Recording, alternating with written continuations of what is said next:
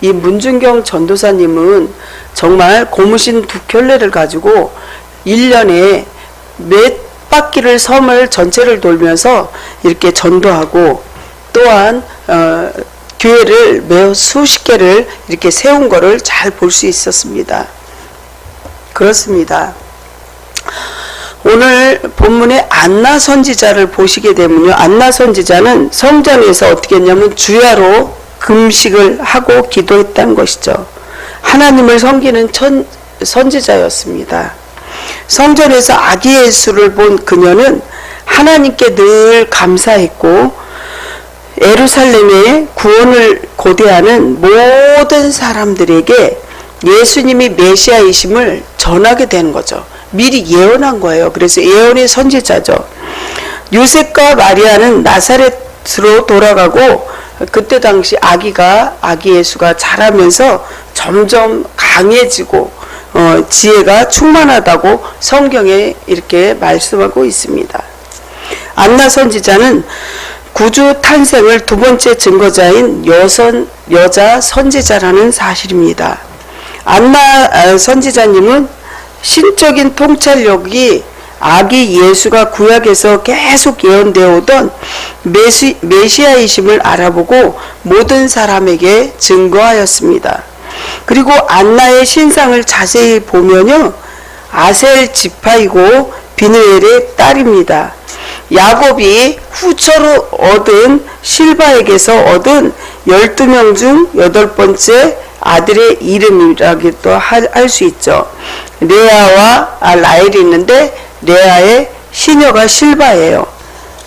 우리가 정말 성전에서부터 흐르는 생수를 끌어와서 늘 기도하는 여러분 되시길 축복합니다.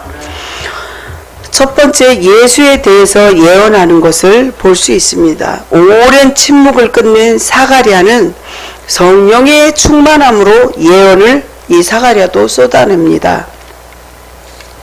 그의 예언은 말라기 이후의 침묵 끝에 터진 이스라엘에 향한 하나님의 말씀이라는 사실입니다. 신실하신 하나님이 선지자들의 예언대로 예수님을 다윗의 혈통에서 이 땅에 보내심으로 자기 백성에게 친히 찾아왔다는 것을 선포하고 예언했습니다. 사가랴는 자신이 낳은 아들보다 마리아가 낳을 예수님의 구원의 뿌리라고 메시아를 고백하며 찬송하기 시작합니다. 자신이 말하지 못하게 된 사건을 통해서 구속사적인 그 뜻을 깨달아지니 예수님이 먼저이고 아들은 그 다음이 되었습니다. 인생에서 말하지 못하게 되는 그러한 사건을 겪어본 성도는 입술로만이 아니라 진실로 예수님이 구원자이심을 입술로 고백하게 됩니다.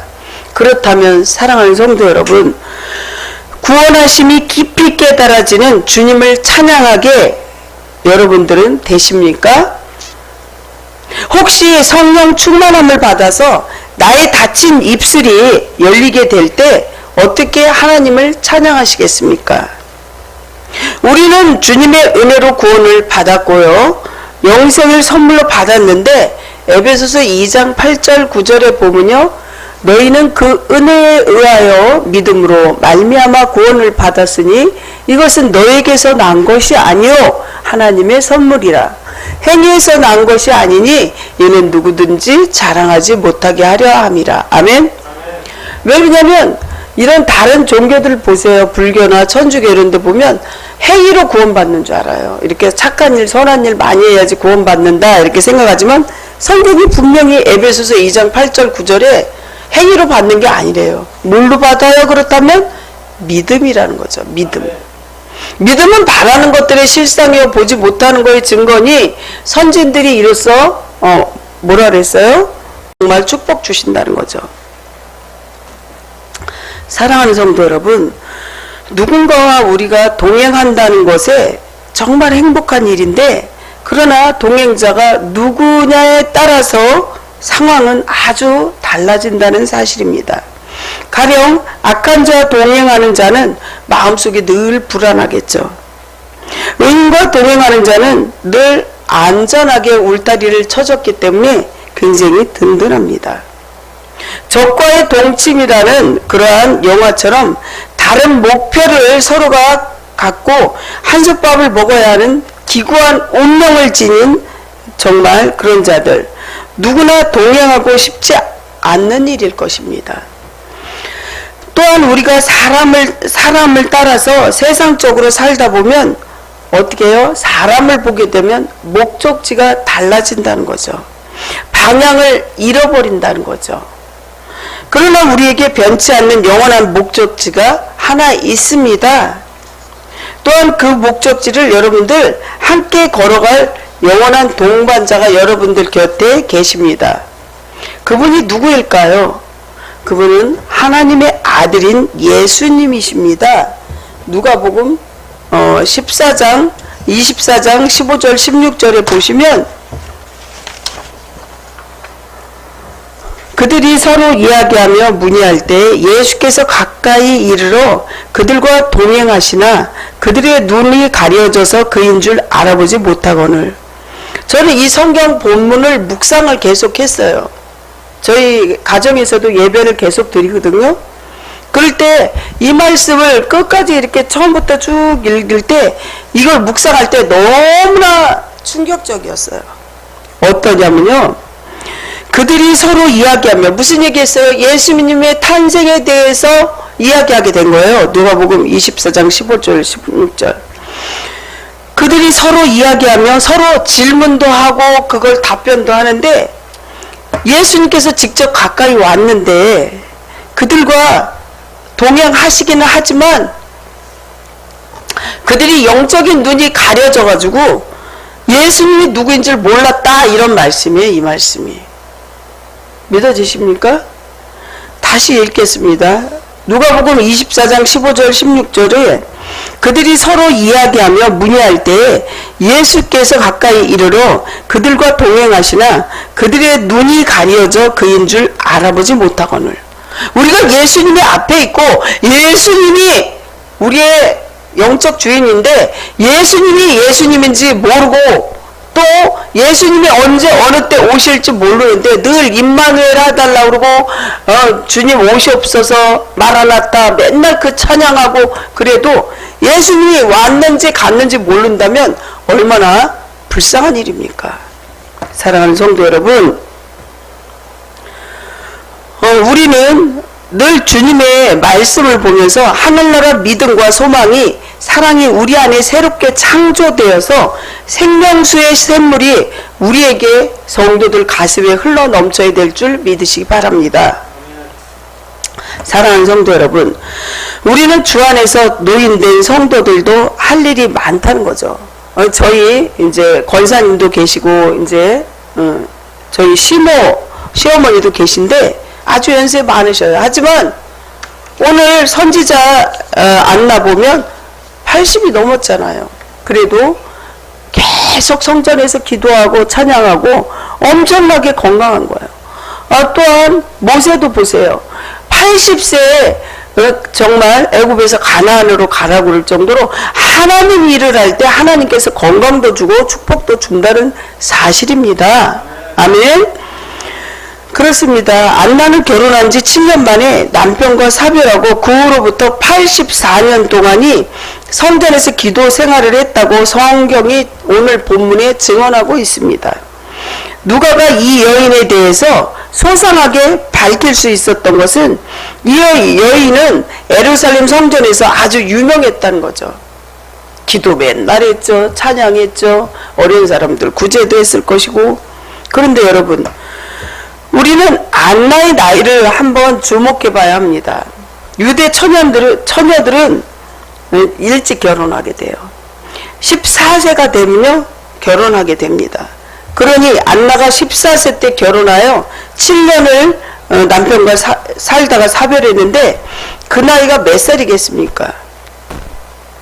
여기서 보면 한 105세 정도로 추정을 해요. 보통 사람이 그 나이가 되면 치매도 걸리고 대소변도 못 가리는 불쌍한 신세가 됩니다.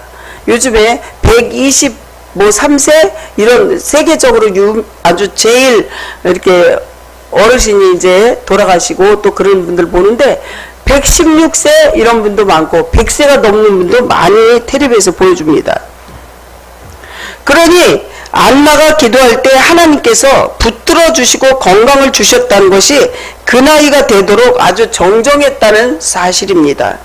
사랑하는 성도 여러분, 주님 앞에 우리가 늘 기도하고 늘 깨어 있게 되면 그 성도가 아파서 꼼짝 못해도 입술로 기도와 찬양을 할 때 하늘문이 열리고 기도를 하늘에 계신 주님께 드릴 때 그 대접에 담긴 향기나는 제물이 된다는 거죠. 믿음으로 성전에서부터 흐르는 축복을 오늘 꼭 받아 누리시길 예수님 이름으로 축원합니다. 두 번째, 언약을 기다리는 거예요. 하나님께서 우리 조상 아브라함에게 하신 맹세를 기억하여 정말 이 언약이라는 게 굉장히 중요하죠. 우리를 건지시고 살리셨는데 창세기 22장 16절에서 18절 이 언약이 얼마나 중요하고 여러분들이 언약 백성이고 이 기도 제목을 붙잡고 기도할 때 하나님이 응답하시는 거예요. 엄마가 나 공부 잘해서 장학생 되면 엄마가 나 시계도 사주고 나 옷도 사주고 가방도 사준댔잖아. 그 약속이라는 거죠. 자 보세요. 창세기 22장 16절에서 18절 교독하겠습니다. 이르시되 여호와께서 이르시기를 내가 나를 가리켜 맹세하노니, 맹세 약속했다는 거예요. 내가 이같이 행하여 내 아들 내 독자도 아끼지 아니하였은즉 17, 18절은 읽으시기 바랍니다. 같이 교독하세요. 시작. 내가 내게 큰 복을 주고 내 신과 함께 우승하여 하늘의 결과하고 나의 배가 되리니 내 신과 그의 백성을 찾아리라. 또 내 시로 말미암아 주 아민이 복을 받으시니 이는 내가 나를 준행하였으니라 하셨다. 중요한 키포인트는 여러분들이 준행했냐 이 말이에요. 그럴 때 하나님 말씀이 육신이 되어 우리 가운데 거하심의 은혜와 진리가 충만한데 내가 내게 큰 복을 주고 내 씨로 크게 번성하여 하늘의 별이 얼마나 많아요. 바닷가의 모래가 셀 수도 없어요. 그 정도로 축복을 준대요. 또 내 씨로 말미암아 천하 만민이 복을 받는데요. 어떻게? 요셉의 아들 야곱도 정말 엄청나게 축복을 그 모든 사람이 받잖아요. 내가 나의 말을 꼭 준행을 해라는 거죠. 준행. 아멘. 이랬을 때 이 복을 준대요. 이게 언약이에요. 언약이 어떻게 되냐? 짐승을 이렇게 다 모든 것을 다 속내장 파고 그 언약을 안 지키게 되면 그 짐승 가로질러서 그 위로 지나간다는 거예요. 엄청나게 무서운 거고 또 하나님 말씀이 언약이 얼마나 중요한 건지 여러분들 기억하시기 바랍니다. 예화를 하나 들겠습니다. 중국의 구이저우성의 지역에 양푸수 학교라는 곳이 있습니다. 지역에서 좀 외딴 곳이라 학교라는 이곳 한 곳뿐이고 교사도 한 명밖에 없었습니다. 이거 실제 있었던 일이에요. 그런데 한 명밖에 없는 교사가 루유캉 씨는 희귀한 병에 걸리게 돼요. 이 병에 걸려서 다리가 하반신이 못 쓰게 돼요. 그래서 무릎 꿇고선 생활만 해야 되는 사실입니다. 장시간 서서 수업하는 교사 일은 정말 당연하게 무리가 되겠죠. 학교를 그만둬야 하고 선생님은 한 분이기 때문에 학교가 폐소해야 될 그러한 지경에 폐교를 시킬 수밖에 없는 그런 상황에 놓이게 돼요. 그래서 정말 자녀들의 교육에 그때 당시에 가난하고 어려우니까 어떻게 해요? 문을 닫기를 바라는 거죠. 부모들은. 루유캉 씨는 어떻게 했냐? 직접 한 가정 한 가정 쫓아다니면서 교육받지 못한 아이들의 미래가 암울할 거라는 거죠. 봐봐요. 1년을 돈을 벌려면 어떻게 해요? 벼를 심으라 그래요. 벼가 1년에 수확하잖아요. 벼를 심으면 1년 후엔 열매가 걷어들이잖아요. 10년을 돈을 벌려면 나무를 심으래요. 그렇다면 100년을 돈을 벌려면 자녀에게 교육을 시키래요. 이런 정말 귀한 말씀이 있듯이 이 루유캉 씨는 한 사람 한 사람 쫓아다니면서 이렇게 설득을 하게 돼요. 미래가 암울하다고. 그래서 교사직을 자기가 계속 맡을 테니까 자기한테 보내달라고, 폐교는 취소해달라고 아주 간절하게 무릎을 기어다니는 학부모들에게 사정하기 시작해요. 그런데 이윽고 어떻게 됐습니까? 류코 씨의 노력을 본 학부모들은 마음을 돌릴 수밖에 없었어요. 그렇게 30년이 지나 지금 양푸소학교는 취약률도 굉장히 높게 되고 나중에 수술을 14번을 계속 어려운 수술을 하고 지금은 완전하게 건강한 모습으로 살아가고 있는 것이죠. 교사의 한 명의 눈물겨운 노력이 한 지역의 교육을 지키고 아이들의 교육을 어떻게 잘 시키게 돼서 훌륭한 사람을 많이 양성하게 됐겠죠. 힘든 상황에서도 자신을 내어준 것이 이것이 진정한 헌신이라는 거죠. 그래서 뜻이 있는 곳에 반드시 길이 있고 또 그 길을 위해서 헌신하시기 바랍니다. 주님이 희생이 없다면 성도 여러분들 변화가 없다는 사실을 꼭 기억하시기 바랍니다. 비전과 사랑을 위해서 전도에 헌신할 각오를 한번 해보십시오. 2025년도에는 전도하는 그런 마인드를 갖고 좀 믿음으로 실천하시길 바랍니다. 예수가 잘하면서 말씀을 드리려고 합니다. 요한은 지극히 높으신 이의 선지자라고 불릴 것인데 그의 사명은 죄사함을 자기의 죄를 대속해서 구원을 얻고자 주의 길을 준비한다고 말씀하고 있습니다. 예수님이 구속하심은 정치적인 해방이 아니라 모든 불의의 죄악에서 벗어나는 거예요. 예수님이 십자가에 지시면서 우리의 모든 불의와 죄악을 다 해방시키는 거죠. 그리고 죄사함으로 말미암는 구원은 내 죄를 보는 것에서부터 시작이 된다는 거죠. 자기 백성을 그들의 죄에서 구원할 자라는 예수의 이름처럼 마태복음 1장 21절이에요. 죄의 문제를 모르면 결코 은혜를 받을 수 없습니다. 사가랴에게 귀한 자녀인 요한에게도 이스라엘에게 나타나는 날까지 빈들의 훈련이 아주 필요했다는 거죠. 그래서 예수님이 오실 모형이고 예수님이 오시기까지 요한이 길잡이 노릇을 했어요. 나중에 참으로 무참하게 처형이 됐죠. 정말 목을 잘라서 소반으로 이렇게 정말 악한 자들 때문에 이렇게 죽게 되는데, 이처럼 우리도 나의 영적인 육적 자녀가 예배와 말씀 묵상 기도의 빈들로 나아가야 합니다. 주의 길을 준비하도록 양육해야 한다는 것입니다. 성도 여러분, 나와 내 영적 육적 자녀들이 빈들과 같은 환경에서 훈련을 잘 받고 계십니까? 이처럼 우리도 나의 영적 그러한 정말 자녀가 훈련을 받을 수 있도록 환경과 여건을 만들어가며 아무리 힘들고 일을 다니기 피곤할지라도 말씀 묵상도 해야 되고 큐티도 해야 되고 성경도 읽으셔야 되고, 저렇게 정말 힘들고 연세가 많으셔도 예배 드린다 그러면 꼿꼿이 앉아서 예배를 드려요. 그리고 찬양도 하시고. 그래서 연세가 많고 힘들어도 저희 권사님이 몸이 건강하게, 그래도 정말 힘들어서 저렇게 어떻게 버티실까 해도 하나님이 지켜주시는 거죠. 저는 아무것도 하는 게 없어요. 하나님이 지켜주시더라고요. 사랑하는 성도 여러분, 안나처럼 아주 정정한 노인 성도가 계시면 전도 일을 할 수 있습니다. 안나는 예루살렘의 구속됨을 바라는 모든 사람에게 이 아기에 대하여 말했다는 성경을 증언합니다. 예루살렘 전체를 돌아다니며 구주를 탄생하신 사실을 전달한 것입니다.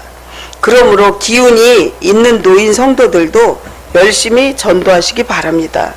전도는 노인 성도들에게 아주 합당한 주의 사역입니다. 직접 나가서 전도를 못하면 기도하시면 되고, 그래도 시간이 안 되면 전도에 헌금을 내시면 되고, 이런 여러 가지로 동참하는 것이 전도 나가서 하는 거하고 똑같은 거죠. 젊은이들의 직장에서는 일들을 하기 때문에 전도할 시간이 그리 많지 않습니다. 또한 젊은이보다 연륜과 경험이 풍부한 노인들 말을, 권사님들 말이나 장로님 말씀을 잘 경청하기도 해요.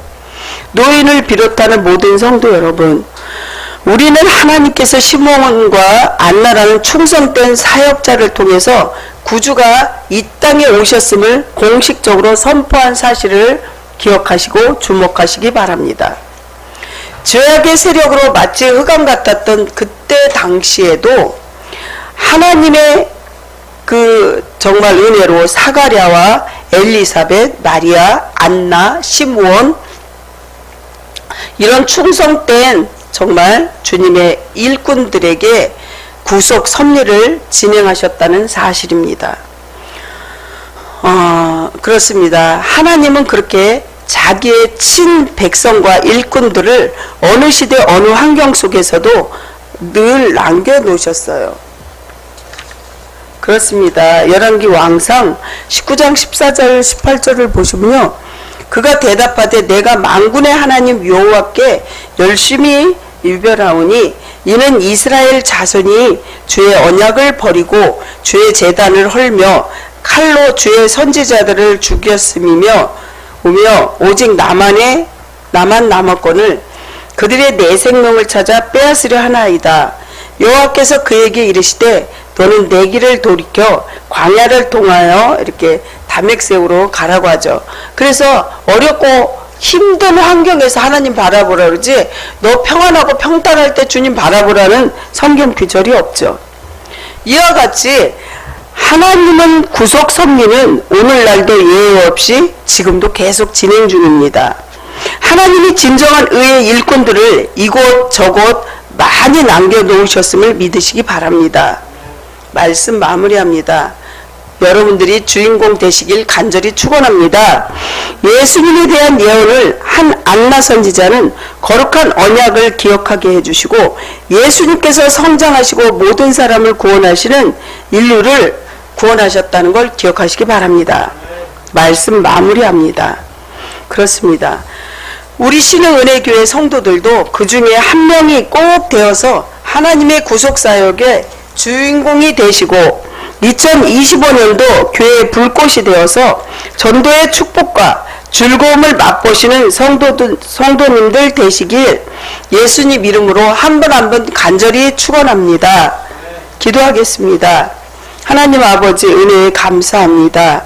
정말 주님의 은혜로 이 안나라는 선지자는 84세가 되었더라 이렇게 말하는데 나이를 추정하면 100세가 넘었다고 합니다.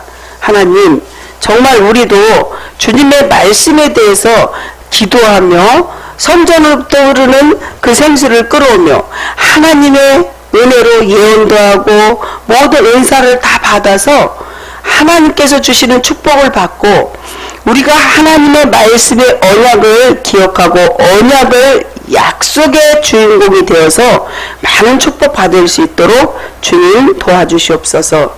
주님께 2025년도를 맡깁니다. 주님께서 일하시고 우리는 뒤따라가게 해주시옵소서. 주님께서 함께 임마누엘 해주실 것을 믿사옵고 살아서 역사하시는 예수님 이름으로 감사하며 기도드리옵나이다. 아멘. 헌금 기도하겠습니다. 가난하고 굶주린 영혼을 정말 긍휼히 여기시는 하나님 아버지, 오늘도 거룩한 날 거룩한 성전에 가난한 마음으로 나오게 하심을 감사드립니다. 우리가 드리는 이 헌금이 가난하고 궁핍한 이웃에게 도움이 될 수 있도록 도와주시옵소서. 그들이 하나님의 사랑과 자비를 아는 사랑의 징검다리 역할을 저희 교회가 될 수 있도록 도와주시옵소서. 주님 앞에 드리는 우리 성도들 한 사람 한 사람 마음속에 늘 평안을 주시옵시고 야베스의 기도처럼 복에 복을 더하시고 지경을 넓혀 주시옵시고 환난에서 구원하여 주시옵소서. 원군 각지에 있는 친인척들 또 여기 오고 싶지만 아파서 못 온 성도들에게도 동일한 은혜와 축복을 허락하여 주시옵소서. 주님께서 정말 우리가 많이 내고 싶지만 없어서 못 내는 성도에게 믿음을 더욱 주시옵시고 또 더 큰 믿음으로 더 큰 축복으로 받아서 하나님께 드릴 수 있고 이웃에게 나눌 수 있는 하나님 사랑 이웃 사랑하는 그러한 교회 되게 해주시옵소서. 예수님 이름으로 기도합니다. 아멘. 기도하겠습니다. 지금은 길이요 진리요 생명 되신 우리 구주 예수 그리스도의 은혜와 하늘의 참 생명의 선물로 주신 하나님 아버지의 극진하신 사랑과 신앙을 따라 살아갈 수 있도록 항상 새 힘을 주시는 또 함께 하시는 성령님의 역사, 위로, 교통, 내주하심이 교회 위에 지금 한 사람 한 사람 머리머리 위에 영원토록 함께 계시기를 간절히 축원하옵나이다. 아멘.